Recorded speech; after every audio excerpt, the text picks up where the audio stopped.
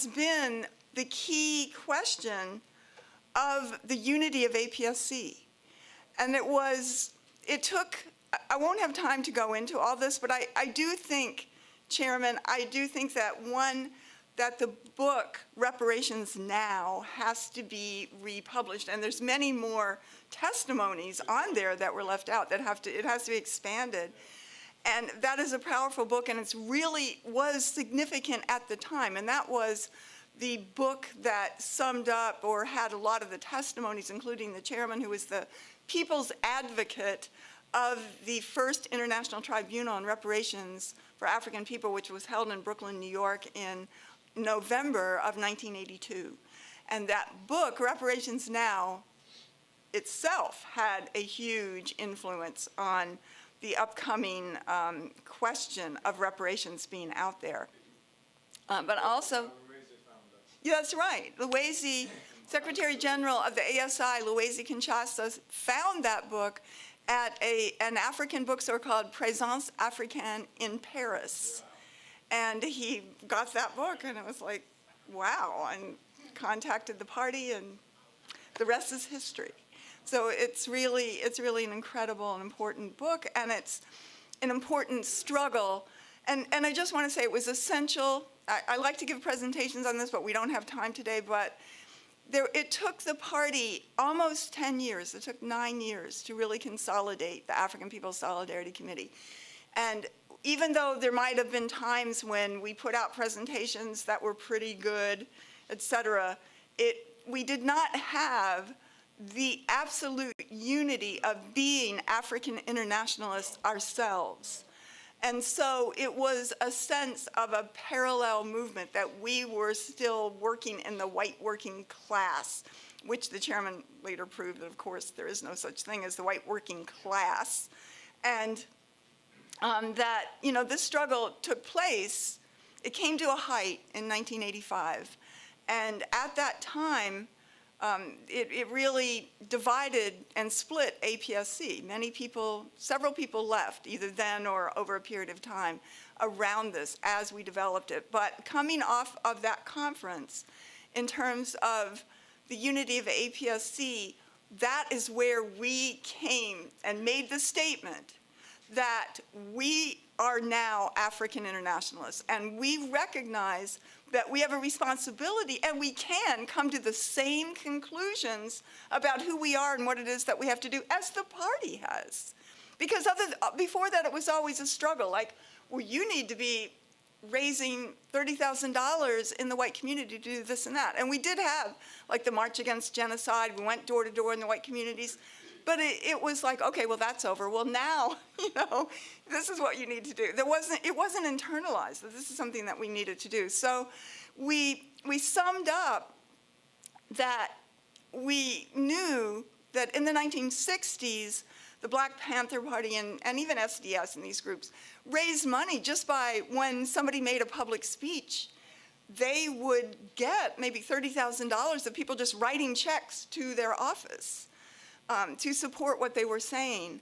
But this was the time of the deepest counterinsurgency. This was the time when the African liberation movement was crushed, and the people, were devastated. And the chairman used to say on the streets of Oakland, which had only 10 years before or so been the center of the African Revolution in the world, because it was the center of the Black Panther Party at that time, that then when the party came to East Oakland, the chairman would say you could still smell the cordite in the air, that the people were just, it was like the party would say as if the water had been poisoned.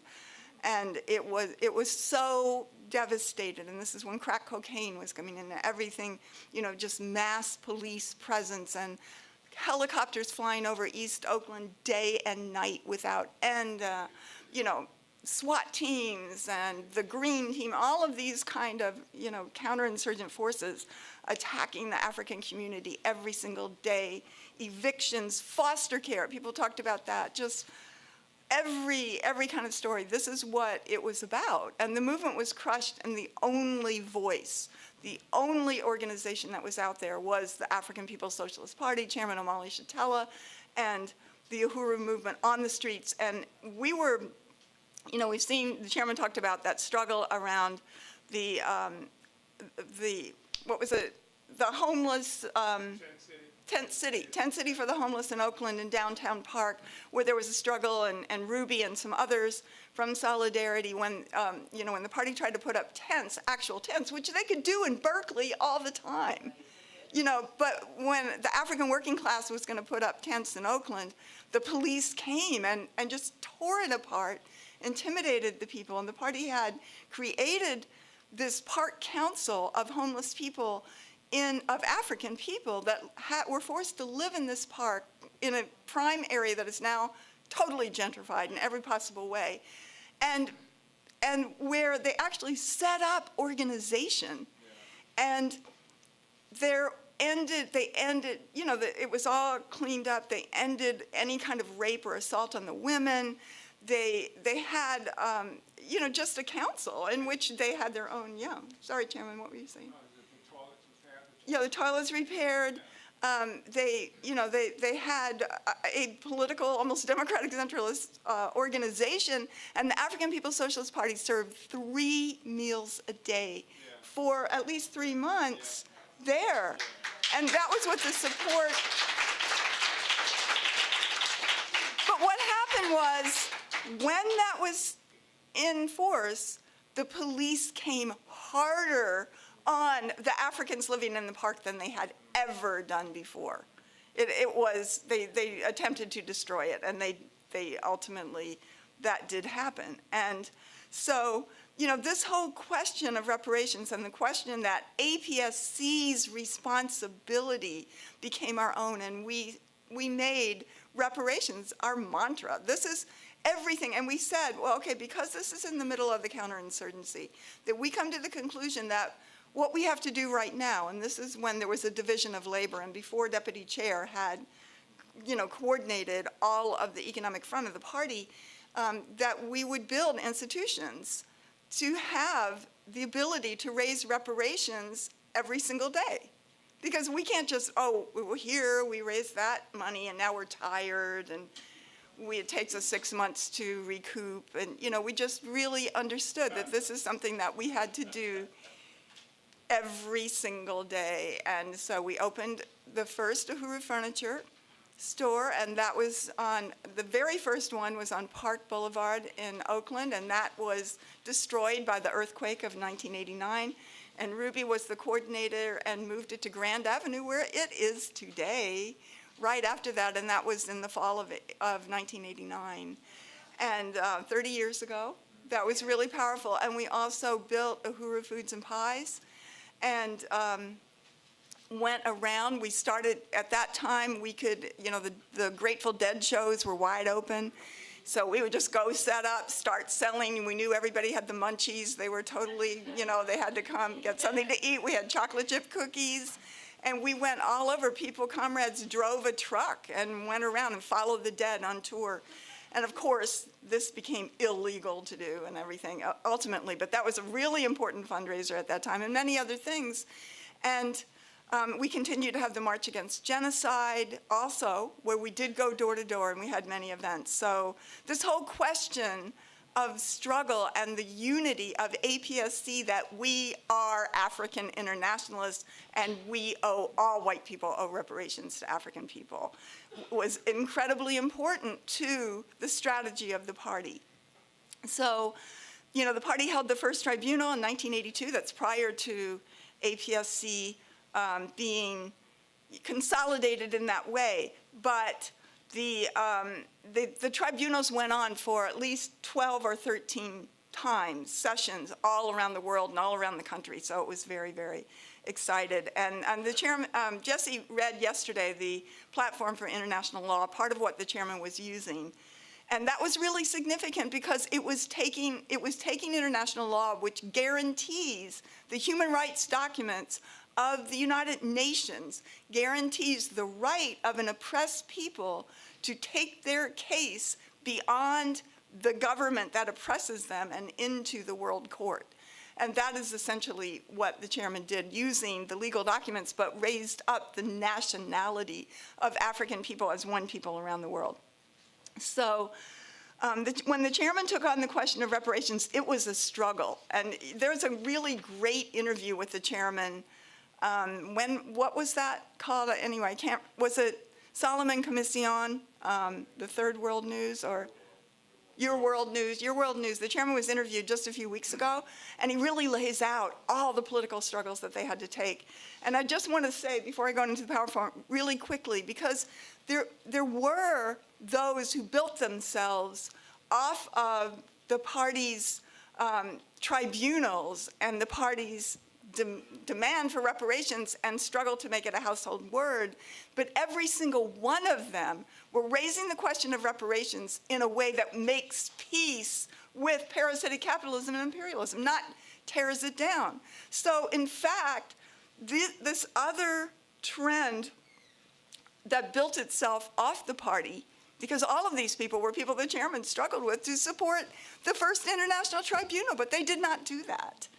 And so there are people that, like for example, in the 1990s, there was an African woman lawyer who did some really great things that exposed and brought lawsuits against major corporations that we see.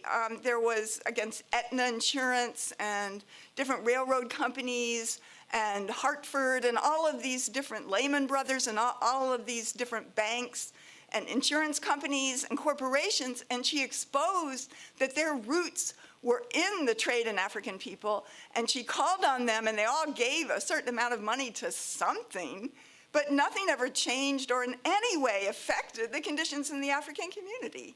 You know, so there's all these corporations that have supposedly paid something, but it has never changed any of the conditions because the question is deeper than that. It's in the DNA of US imperialism and parasitic capitalism, and it has to be destroyed, and this demand has to be something that uses that. So there are also many cities that have reparations ordinances, and that passed in that previous period, and it was taken to the city council, and it was just something like every corporation that comes into the city has to have transparency on its financial roots in the enslavement of African people. But those cities still gun down African people every single day. They still, you know, have mass imprisonment. It hasn't changed anything. So this is a very, very different thing that we're talking about, reparations as a revolutionary demand. And I just want to say one other thing about what we see in terms of this period and these politicians, because one thing I note is in the previous period, it was just said very simplistically that reparations is for slavery. Now they have to put out the line that has been put out by the party and by the solidarity movement that this is manifested in the wealth of the white society and the poverty of the African population, and they begin to, even like Beto O'Rourke, who, it was like he could have spoken at a solidarity event, as he's saying he doesn't agree with reparations, you know, saying all of the police violence, the loss of subprime mortgages, the foster care, all of these different things are are questions in what they're raising, but they had to be forced to do that by this movement, and that is the difference. So even as they say that they don't agree with reparations, or they agree, but it's going to mean something like a job program, in fact, they're giving out the tools for people to come to the conclusion that the only thing that is there, that is the reality of colonialism for African people, and that it has to be overturned. That's the only conclusion. If you hear Beto O'Rourke or Forbes magazine, that's the only conclusion that you can come to. So there's more to say on that. Pardon me? Unreparations, right. So I just want to go through this. You know, we wrote 1980. Well, I guess it was in 1999 or 2000. We wrote the book Overturning the Culture of Violence, and talk about a lot of these things. Uhuru. Because we found that white people are always like, can you prove that? So, you know, we just wanted to document everything. And we needed them as jurors in these courtrooms, Africans. Yeah, there you go. Oh no, they would be. Yeah, exactly.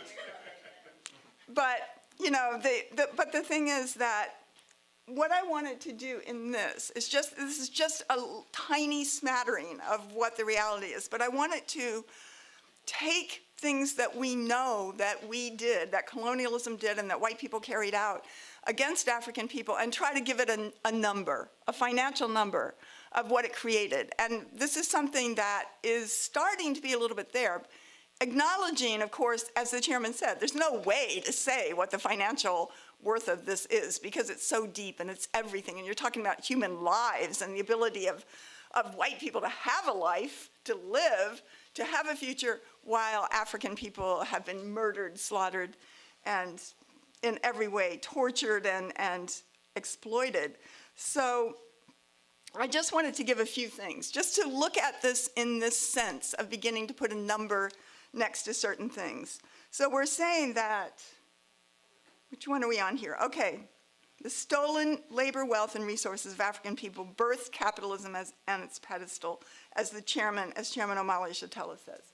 And all white people sit on the pedestal of the exploitation of African people. But how do we quantify what is owed? And when we begin to look at it, we can see everything is owed. Next.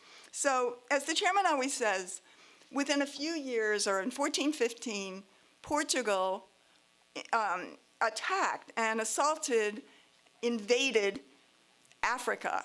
And one of the first things that they did was steal 500 tons of gold from Africa. So if you hear like Ghana is called was called the Gold Coast, that's where they did this. They had these mines, and all that gold is gone. But they took out 500 tons of gold, and that this was one of their gold coins that they made, that they just found in a sunken ship off the coast of Azania recently. And Britain claimed it, the ship, and Azania had to fight for even to get anything out of it. But today, Portugal, which is a tiny little country, has one of the largest reserves of gold in the world. It still has 383 tons of gold left after all this time. And that's worth $12.1 billion today. And that is not counting what they've already spent and how they had other ways that they stole gold as well over the years. So the kidnapping, sale, stolen labor of African people over 200 years, this is just numbers that I've gotten in books or in articles, brought in at least $7.5 trillion pounds, or $9.8 trillion into the British economy. And that's only, that's very limited in terms of what that is saying. The stolen labor, this was actually in the CNN article today, but I had read this before. Between 1619 and 1865, African people performed 222 million hours of forced labor with interest, and in today's currency, this is worth $97 trillion today. But to just say the labor is so limited because African people were commodities, so they created a whole political economy on their sale as human beings. Then the forced labor, then pain and suffering. I mean, there's just, and then their brilliance, and that is one thing that's brought out in the book, The Half Has Never Been Told, that the productivity of enslaved African people was the greatest productivity of wealth that ever happened on the face of the earth, because African people had to work 20 hours a day. They were brutally beaten nearly to death if they didn't meet quotas. So just, as he's saying, just the brilliance and genius to survive, it created this productivity that had this burst of capital, along with the sale and the whole economy that went along with being a slave ship owner, going into Africa, continually assaulting it, Africa stealing people and stealing human beings. There was something called the World Reparations and Reconciliation Commission of Ghana, charges that Africa is owed $777 trillion in damages by European powers. That the London stock market, Barclays Bank, Bank of England got wealthy financing slave ship voyages, and being the bank for all of that. And I could not find numbers of that. I couldn't find numbers. I would have to do more research on that. But Lloyd's of London became a financial magnet, insuring these ships holding African people and paying owners when they threw their cargo overboard. And there was famous cases of that. When they killed Africans so they could get the insurance. They were insured. And today, Lloyd's of London profits $1 billion a year. But, there's much more research that's there, and they know, they know what it is. So, let me see where I am here. Sorry. 50% of all kidnapped African people were enslaved in the Caribbean sugar plantations, which provided Europe with 90% of its sugar. By 1850, every European ate 36 pounds of sugar a year, billions of dollars worth of sugar.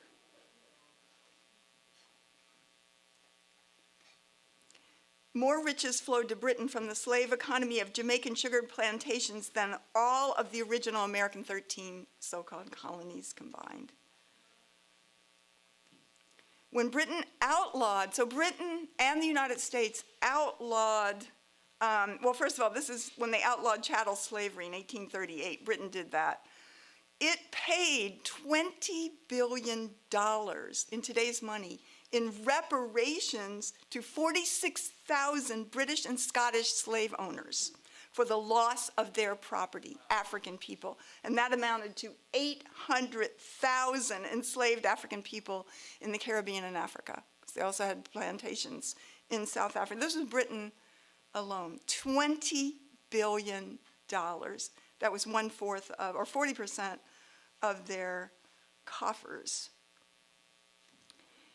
The $20 billion, 40% of the British Treasury at that time to slave plantation owners built the economic infrastructure of Scotland and Britain. It built the banks, it built universities, it built roads, it built bridges, it built businesses, it built a middle class. It was this mass infusion of capital into the ability of white people to live on the pedestal of the oppression of African people. So in the US, the enslavement of African people built the entire economy. And it's on stolen land. And I saw an estimate, which is, I'm sure, underestimated, that the real estate of the United States today is worth $23 trillion. That's what's owed to the indigenous people and this land.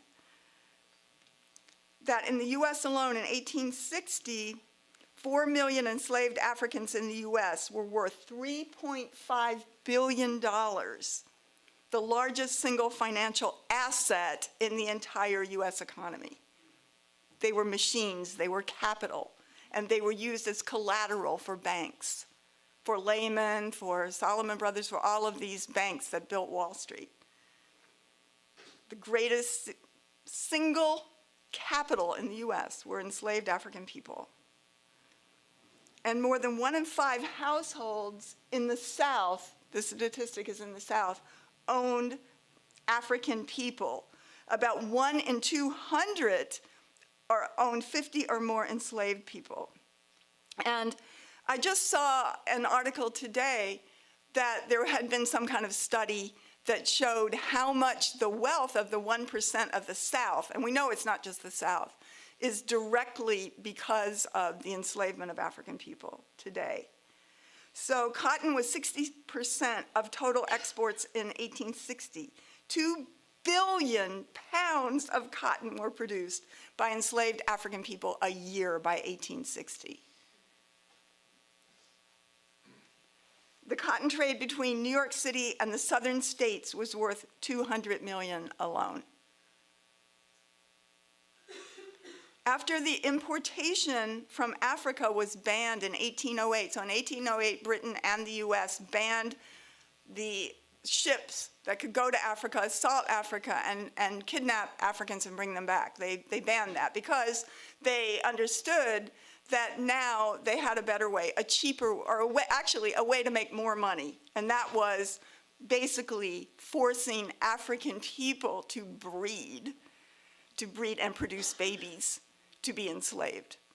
And that drove up the price. So this is one of the places, the so-called pens, where African men and women were put in just the most hideous thing that started, one of the slave breeding pens. And the forced rape of African people and the theft of their children was the second phase of enslavement. And what, some articles, and actually this book called The Slave Coast, which talks about this, which is really interesting and powerful.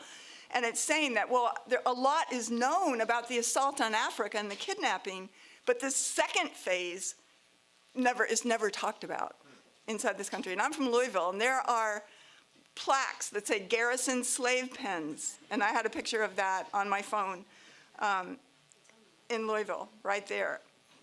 So the sale of their children.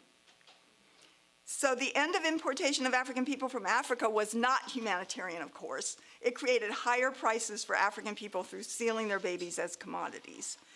And by 1840, the cost of an African human being in the US rose to $10,000 and more in today's US dollar through this breeding, this forced rape. And one of the main people to start this and to advocate it, who actually did it, was Thomas Jefferson, who stated to George Washington that the sale of black children was increasing Virginia's capital stock by 4% annually.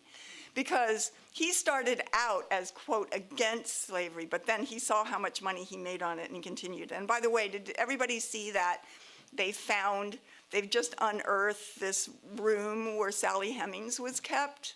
They're doing, what do you call it, archaeology? No, what's the word? Yeah, where they're unearthing the excavation of the plantation, is it Mount Vernon, where Thomas Jefferson was? And there was Monticello, yeah. And so they are unearthing it, and they found this room with no windows. It was kind of a basement where she was kept with her children, just to say. It was very chilling. That was torn down so that, the tourists could be, but now they're finding it and they're having to, it's being exposed, and this is the narrative of the enslaved becoming the subjects of history. And it's very, very powerful. So one of the things that went with the breeding, this rape called the breeding, was what was called the coffles. And the coffles were where African people were chained to each other and walked and forced marched. For over 1 million African people underwent that. From, say, they were bought from somebody in Virginia, and they had to be sold to Louisiana, or Arkansas or Mississippi. They were forced to walk those hundreds of miles chained to each other. This happened. This would be like the equivalent of highways that we see. They would just be walking down the highways. Women would be breastfeeding babies, and they would just throw the baby out then because they weren't going to get any money for that. And I mean, this happened. And they call it, we know about the Trail of Tears of indigenous people, but there was an incredible trail of tears, trail of torture of African people that nobody talks about, these coffles. And that was part of the second phase of the enslavement of African people. So in 1808, the British also banned the attempt at breeding, or they banned the enslavement, or the slave ships and the stealing of African people from Africa. And I wanted to see, they also banned that in 1808. So it meant the whole Caribbean, what did they do there? I was just curious, because there was a huge underground slave ship economy that was continued to go on, but officially it was banned. So I wanted to see, were they doing this breeding in the Caribbean?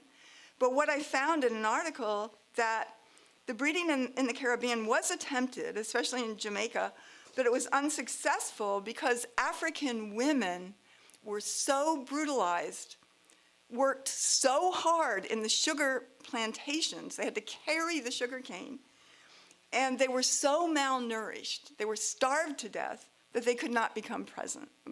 They lost their menstruation. They couldn't become pregnant. And I'm sure in that, and even the article says this, that there was some resistance also, the refusal of African women to become pregnant, to have their babies stolen into this. So while the British paid $20 billion to the slave owners for their lost property, the US used convict leasing to reimburse the people that owned African people in the South of the United States. So that was the whole system after the withdrawal of US troops, after the end of Reconstruction. That was called one dies, get another. They just worked African people to death, and it was where African people were, everything was illegal. They were owned by the state, the actual state government, and kept on work farms and leased out to people who built roads, to phosphorus mines, to all different coal mines, all different kinds of the economy, all throughout the US. And that was so important to the US economy that for 80 years, from the 1860s to the 1940s, the states owned Africans convicted of Jim Crow laws and leased them to plantations, mines, road gangs, and other businesses. Convict leasing returned to the South to its former economic status. A recent report states that by 1880, which is 15 years after the end of the Civil War, and which was only 5 years after the end of Reconstruction, that the wealthiest families, all the owners of African people in the South, had returned to their previous economic status and were wealthier than ever before. So, you know, it was the same thing as Britain putting the 20 billion in. This is what funded the return of you know, the wealth of white people in the southern states. So, yeah, and how many trillions of dollars are owed to African people for pain and suffering? And I just wanted to go through one other, I have some other things in here, but I wanted to go through the thing in Azania yesterday. So we know about Cecil Rhodes, who was the brutal British colonizer in southern Africa who slaughtered African people and basically took over their land for Britain and wanted to build a railroad from southern Africa to Cairo. And that was, you know, there's famous pictures of him straddling Africa, that should be owned by African people, and who said that he recognized that there would be civil war inside of Britain from the workers if we did not become imperialists, to both settle them there and to bring the resources back into the African, or to the, you know, the white working class of Europe. And so some of the land that when diamonds were found on land, and Cecil Rhodes was only 18 years old, he was when he went there, but they found diamonds on this land, and he got to be the owner of it. He took it from the people, and Luca Janci led the resistance of the Swana people and fought fiercely against what Cecil Rhodes was doing with the diamond mines, but the British had the machine gun and gunned them down. The British murdered and they hanged them, and they did all of the things that the British did to African people in Kenya as well. And they tortured and enslaved thousands of African people who fought to control their land. So Luca Janci is the level now, that is what we want to call it, when you donate a diamond to the Uhuru Solidarity Movement back to the African People's Socialist Party. And he was the one, he's well known in Azania as a resistance fighter. So Yeah, so when the British took over, they called that area Kimberley. They made it into a town and they called it Kimberley. And Kimberley was actually the name of the British viceroy or whatever of South Africa at that time. So it was obviously a British name. And when Cecil Rhodes died and he owned and what became De Beers Diamonds, he was the richest man on the planet. Kimberley, the colony, so this town that they called Kimberley was so rich that in 1871, it was the second town in the world to have electric streetlights. And most of Africa doesn't have electric streetlights today. So anyway, there's much more, because we have to, if we can start to look at all of this, this is just a tiny thing. We look at everything that happened that the US and imperialism and parasitic capitalism has done on the continent of Africa, in the United States, all throughout the Caribbean, in Brazil, in Suriname, in Guyana, every place that African people haven't been enslaved, then you're talking about a wealth beyond anything that can be imagined. And this is what is owed to African people, and this is what white people have lived on. So, I just wanted to open up some of this. I really want to go into all of this deeper. And even, we should do another book about the question of reparations and how it was a struggle. Uhuru. And what it means for the party and what it means for the party's strategy of white people to extend the African Revolution to fight for and seize the reparations inside the belly of the beast and inside of the white population. So I just want to say Uhuru and unity through reparations.